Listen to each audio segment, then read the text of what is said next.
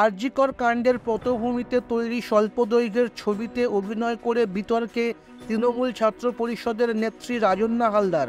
ছবির প্রযোজনা করেছেন তার ঘনিষ্ঠ বন্ধু তথা তৃণমূলের ছাত্র পরিষদের নেতা প্রান্তিক চক্রবর্তী।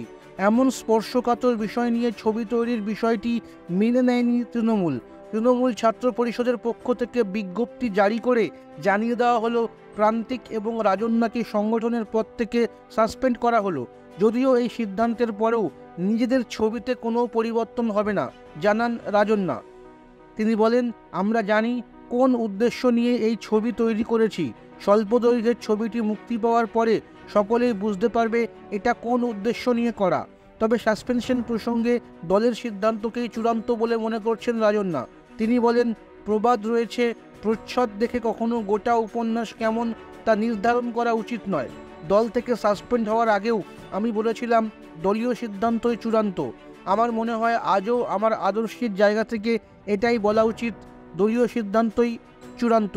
তবে পোস্টার যেহেতু মুক্তি পেয়ে গিয়েছে তাই ছবিতে কোনো বদল আনা হচ্ছে না। রাজন্যা বলেন, আমরা ইতিহাস বইয়ের পাতায় পড়েছি পটভূমি বলতে সময়কালের কথা বলা হয়। ছবি তৈরি করে আমি যদি বলতে না পারি কোন সময়কালের ঘটনা তুলে ধরছি তাহলে তো কোনো প্রাসঙ্গিকতাই থাকবে না।